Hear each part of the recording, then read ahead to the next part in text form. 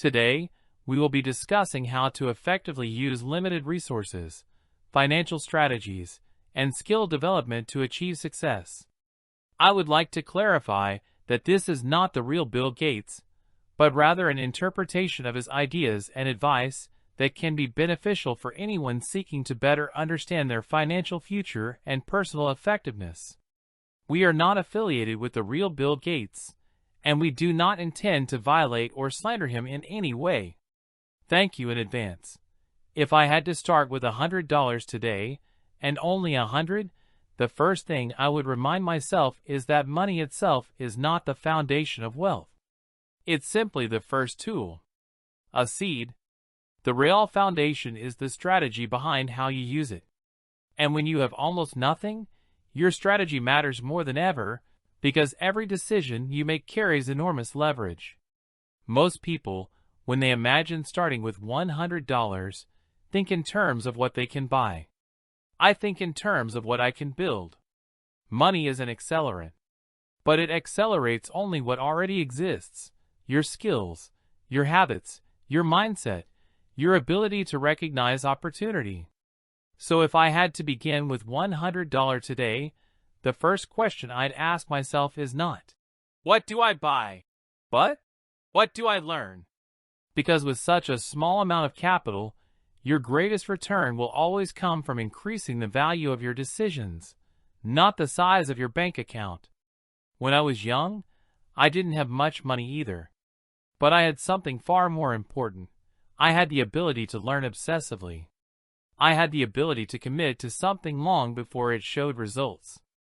I had the willingness to go deep into subjects other people only skimmed. And if I had to begin again now, I would treat those same traits as my primary assets. Knowledge compounds faster than money. You put $100 in a savings account, and it grows a few cents. You put $100 worth of time into learning a high-value skill, and it can grow into opportunities worth thousands, millions, or even billions of dollars over the course of a lifetime. The financial world often focuses on returns on capital. I focus on returns on learning. That is the mindset that allowed me to build everything I built. So the very first thing I would do with those $100 is this: I would preserve them. I would not spend them immediately. I would keep them as a reminder that capital is limited and mistakes are expensive. Instead, I would invest my time into studying the economic landscape of today. The world is very different in 2025 than it was in the 1970s. Back then, the opportunities were in computing because hardly anyone understood the potential of software. Today, the opportunities are in artificial intelligence, in automation, in data, in biotech, in energy transition, in digital education. If you understand where the world is going, even a small amount of money can be positioned intelligently.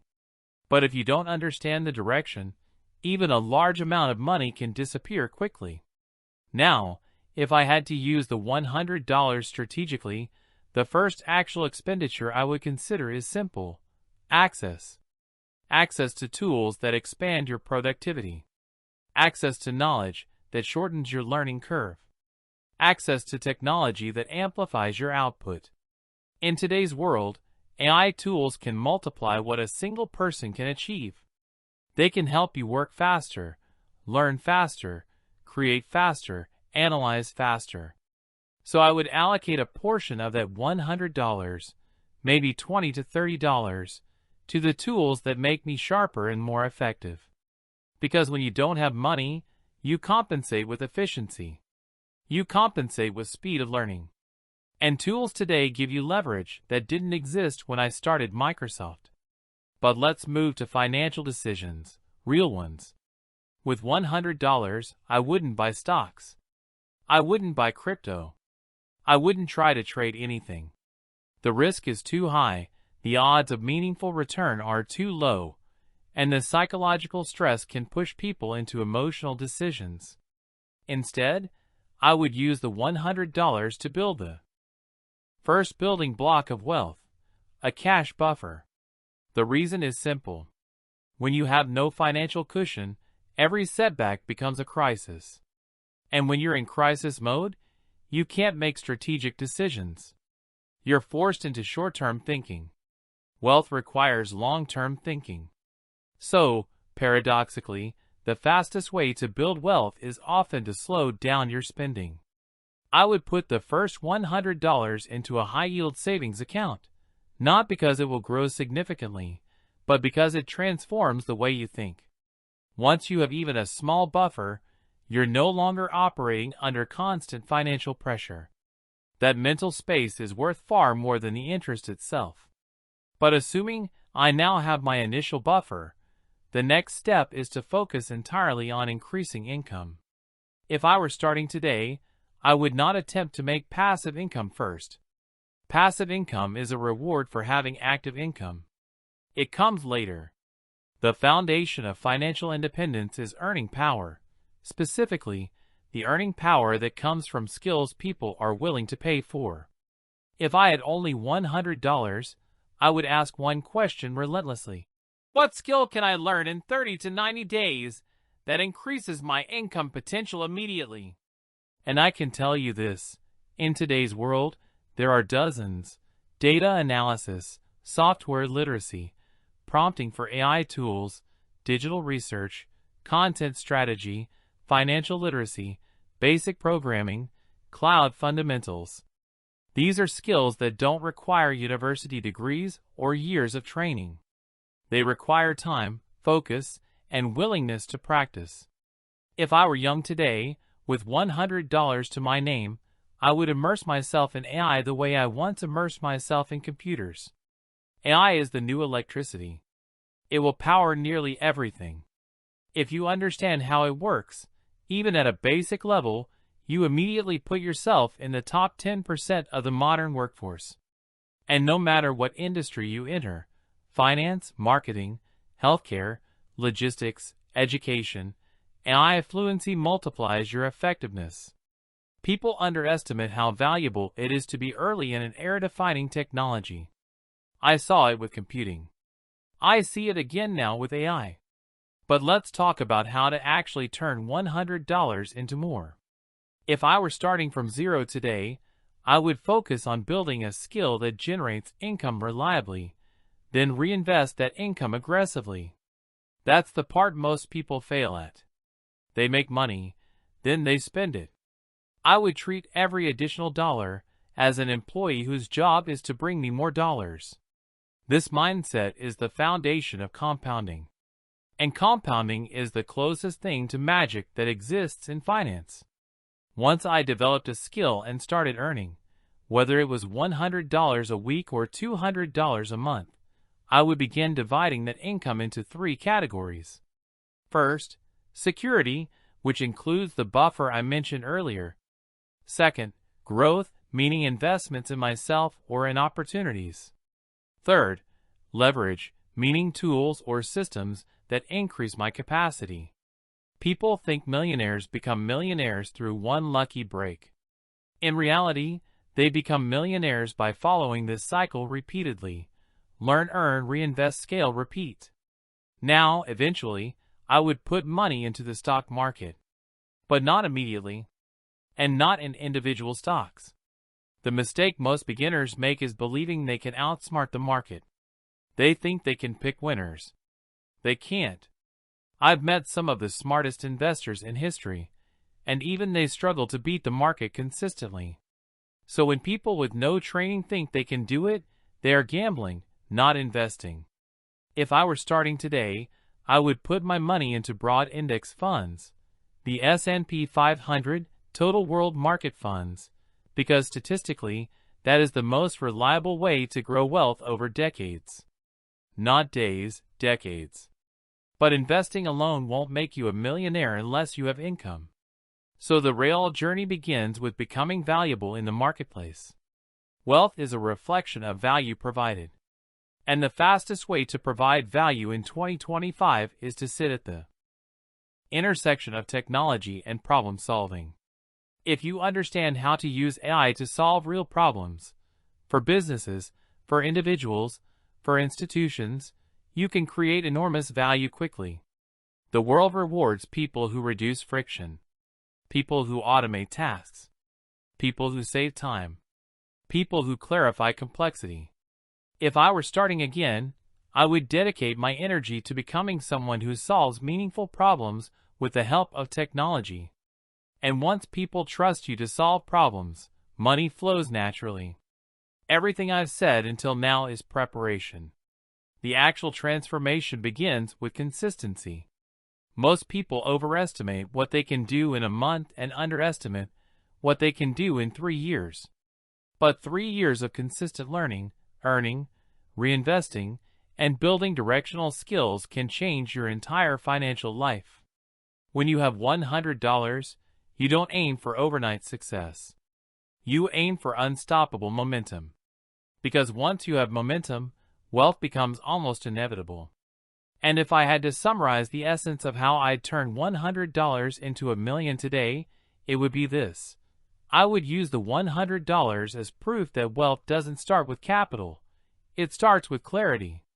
Clarity of direction, clarity of strategy, clarity of what the world needs, and how you can provide it. When those pieces align, the money follows. Always. If there is one mistake almost everyone makes when they start with little money, it's believing that their financial constraints define their potential.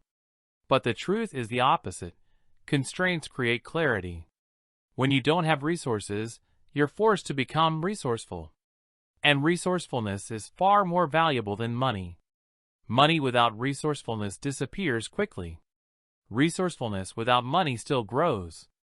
When I look back at the beginning of Microsoft, what strikes me now is not how little capital we had, but how intensely we focused because of that limitation.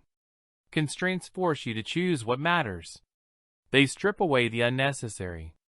And if I were beginning today with $100, I would embrace the constraint as my first advantage rather than my first obstacle. The real challenge for most people is not how to use their first $100. It's how to use their attention. The modern world is engineered to fracture focus. It pulls you into endless streams of information, entertainment, distraction, noise. But wealth grows in the soil of deep, uninterrupted focus. If you can't sustain attention, you can't build anything scalable. So one of the first investments I would make today costs nothing. I would eliminate needless noise. I would reduce the mental clutter that keeps most people from taking action. Financial growth is not just the accumulation of dollars, it's the accumulation of clarity. And clarity comes from discipline. This is something younger me didn't fully understand. I believed that if I simply worked harder than everyone else, success was inevitable. But the reality is more nuanced. Hard work matters, but deliberate work matters far more. $100 forces you into deliberate decisions. It forces you to think. You can't afford sloppy choices when you have almost nothing. That pressure, when used correctly, sharpens your thinking the way a whetstone sharpens a blade. And here's something surprising. In today's world, starting with almost nothing may be an advantage. When I was young, building anything meaningful required significant capital, servers, equipment, manufacturing, distribution.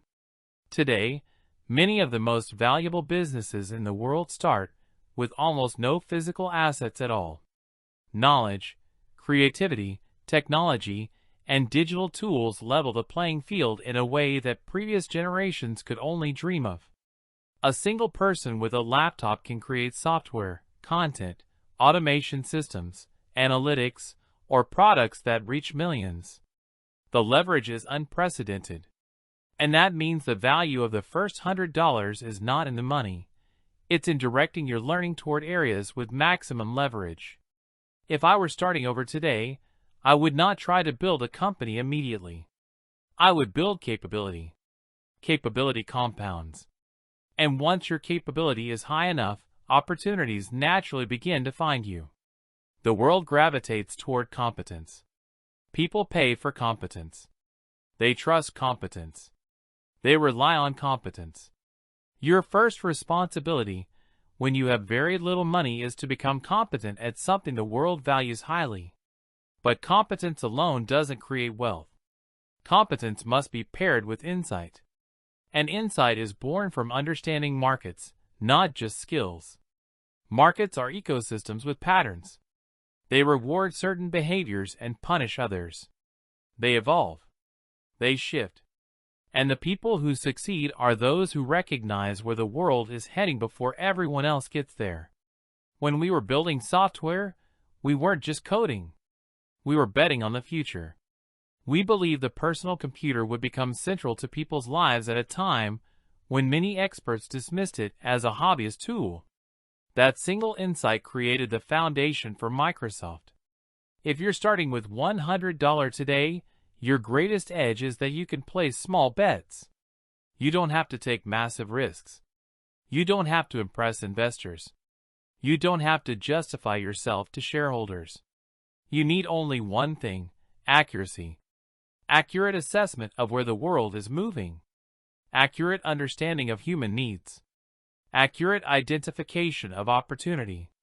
With $100, I wouldn't chase trends, I would chase inevitabilities. And AI is inevitable.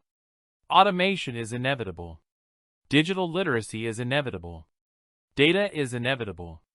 Energy transition is inevitable. These forces will reshape every industry: finance, healthcare, transportation, education, entertainment.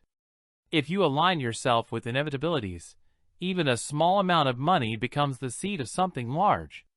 But most people fail at this not because they lack money, but because they lack patience. Patience is the rarest financial skill in the modern world. Everyone wants quick returns, quick results, quick validation. But wealth is slow at first, then shockingly fast later. That's the nature of compounding. The difference between someone who becomes wealthy and someone who stays stuck is often not intelligence, it's tolerance for boredom. Compound growth is boring in the beginning. It feels insignificant. The numbers barely move. But if you stay consistent long enough, everything begins to accelerate. This is why I emphasize learning so much. Skills compound the same way money does. 1 year of learning something deeply puts you ahead of millions. 2 years puts you ahead of nearly everyone. 3 years makes you a category expert. And experts create disproportionate value. When you create disproportionate value, you earn disproportionate income. Money flows to those who solve hard problems. And the hardest problems today sit at the intersection of technology and human need. But let's return to the $100.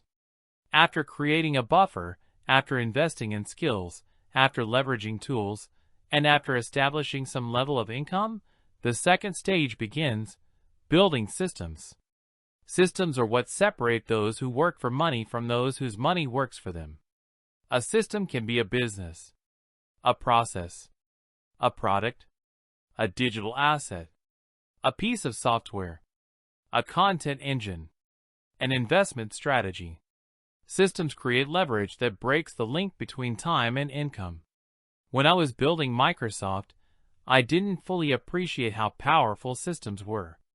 We were simply trying to make software. But eventually the system became obvious. Write code once, distribute it infinitely. That is leverage. If you're starting today with $100, your equivalent might be writing digital tools, creating automations, building prompt libraries, developing microsoftware solutions, building educational content, or creating analytics dashboards. Anything that can be built once and used many times is a system. Systems scale, humans don't. One system won't make you wealthy. But a series of systems, built slowly over time, form the infrastructure of financial independence. And here's the key: your first system doesn't have to be brilliant. It just has to exist. Because once you understand the mechanics of systems, design, iteration, distribution, maintenance, you begin seeing opportunities everywhere. In today's world, the hardest part is not building something. Tools have made that part easy. The real challenge is consistency. People start, but they don't continue. They quit before the compounding kicks in. They expect results after a week, and lose motivation when those results don't come. But every meaningful success I've seen in business or finance had the same pattern: small actions repeated for an uncomfortably long time. Consistency is what turns $100 into a foundation, and a foundation into a fortress. Now let's talk about something people avoid: failure. Failure with $100 hurts more than failure with $10,000, because you feel like you don't have room to fall. But failure early is a gift. If I lost that first $100 today, I would not panic. I would analyze. I would ask a more important question: what did this mistake teach me that will prevent the next loss of $1,000 or $10,000? Money lost early is tuition. Money lost later is catastrophe. And the only way to avoid the catastrophe is to accept the tuition. There's another lesson I wish young people understood: wealth is social. Not in the sense of popularity or networking events, but in the sense that opportunities flow through people. The right people accelerate your growth. The wrong people drain it. If I were rebuilding from $100 today, I would pay enormous attention to who I learn from, who I collaborate with, who I listen to. 5 minutes of advice from the right person can save you 5 years of mistakes. And access to people requires value. Provide value first. Learn second. Earn third. Ask last. That order works. Every time. But even with all this in mind, skills, systems, mindset, tools, patience, there's a deeper level of wealth that isn't talked about enough: structural thinking. Structural thinking means understanding how value flows through an industry, where leverage is created, where bottlenecks emerge, where demand is high and supply is low. If you can see the structure, you can position yourself in the flow of money instead of chasing it. Most people chase money. Wealthy people position themselves where money naturally arrives. With $100, this mindset is especially crucial because your margin for error is small. You must choose the right current to swim in. And here's something paradoxical: sometimes the best use of $100 is not investing it at all. It's holding it until you understand enough to use it wisely. Financial literacy without money is still powerful. Money without financial literacy is temporary. The goal is not to make your first $100 grow instantly. The goal is to ensure the next $10,000 grows consistently. That starts with understanding, not action. But once you reach the point where your income increases, your skills solidify, and your systems begin generating returns, something important happens: your relationship with money changes. Money stops being the goal. It becomes the outcome. You stop asking, "How do I earn more?" and start asking, "How do I create more value?" That's the difference between rich and wealthy. Rich people chase money.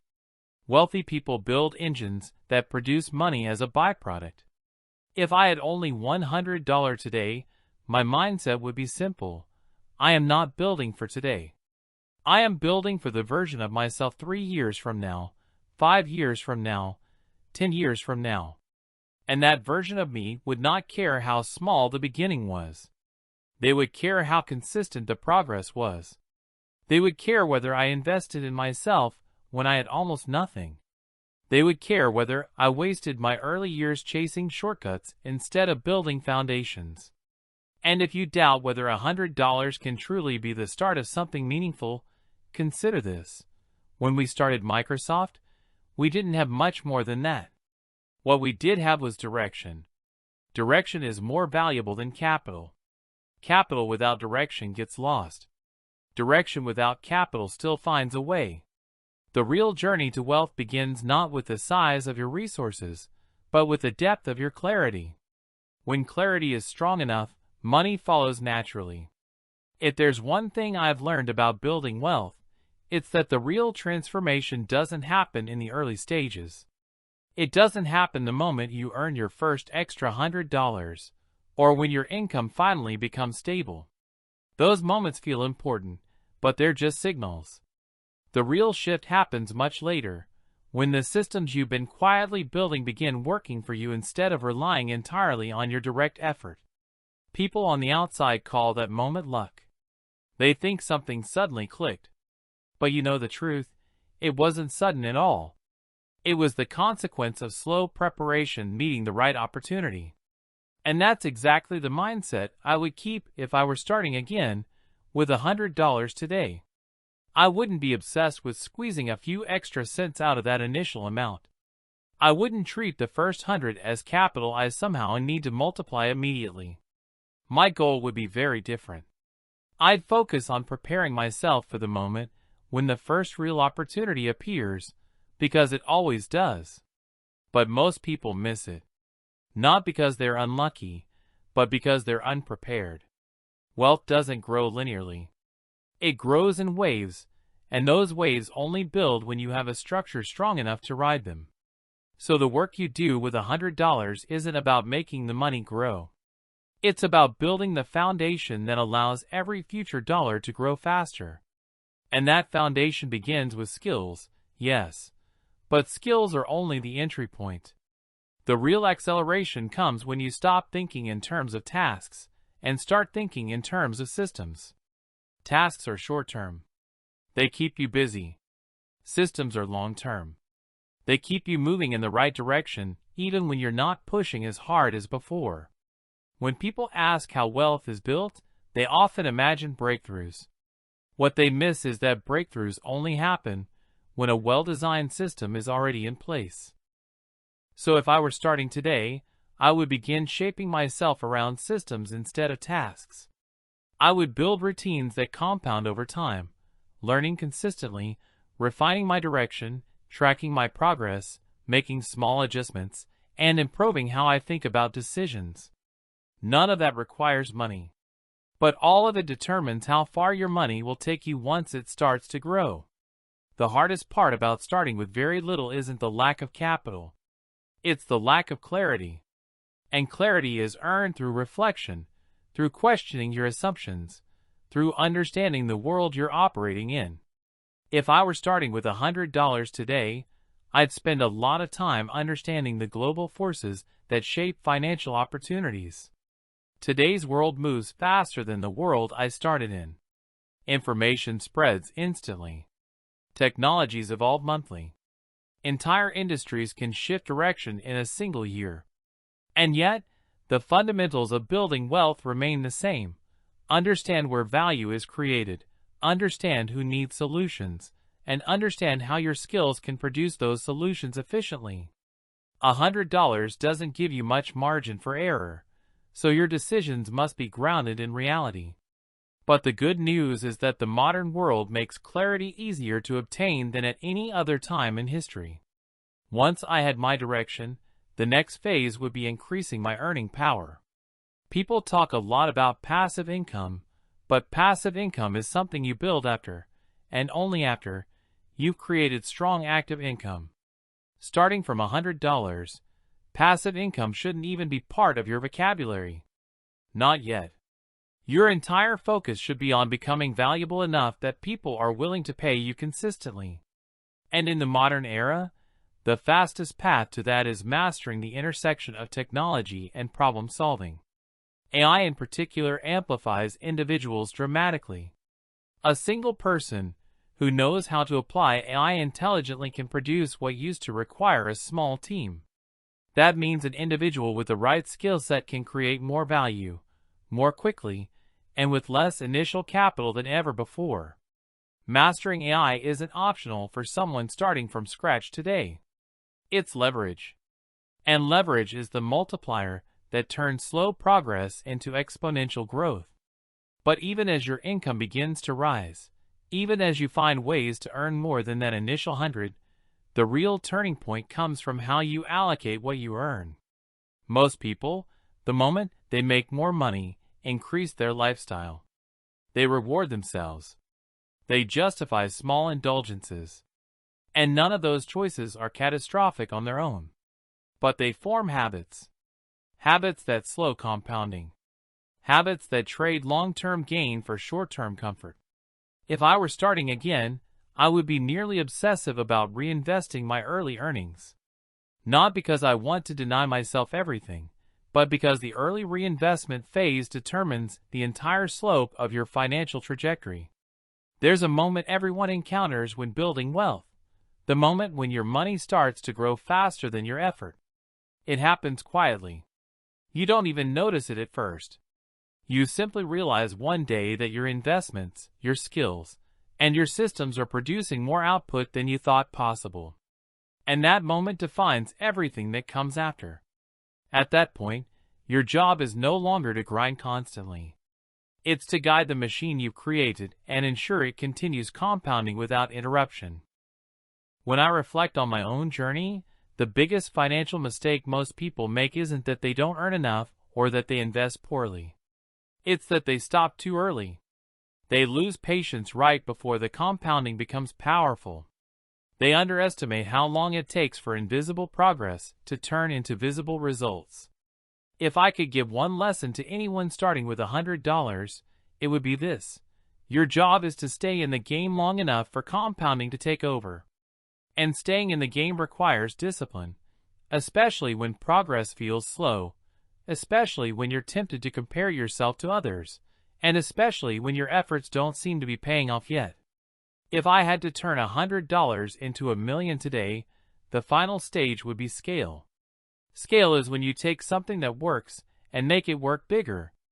It could be scaling a skill, scaling a service, scaling a product, scaling a system, or even scaling your investments. But scale only works when the foundation is strong. That's why the early preparation matters so much. Once you have the skills, the systems, and the discipline, scaling becomes a natural extension of what you're already doing. And once you scale effectively, the time it takes to go from $100 to $10,000 becomes shorter. The time it takes to go from $10,000 to $100,000 becomes shorter still. And eventually, reaching $1 million becomes less a matter of possibility and more a matter of inevitability. People imagine wealth as a sudden event. In reality, it's the outcome of direction, consistency, and compounding. Starting with $100 isn't a disadvantage. In some ways, it's an advantage. It forces you to be strategic. It forces you to think clearly. It forces you to rely on learning rather than luck. And the person you become in the process, the thinker, the decision maker, the problem solver, that person is worth far more than the first 100 or the first 1,000 or even the first $100,000 you accumulate. If I had to start from zero today, the most valuable asset I would build isn't money. It's the mindset that turns money into something meaningful. Because once you have that mindset, the amount you start with stops mattering. The world is full of opportunities. The real question is whether you are prepared to recognize them, ready to seize them, and disciplined enough to transform them into something substantial. And with clarity, skill, and consistency, even $100 is more than enough to begin that journey.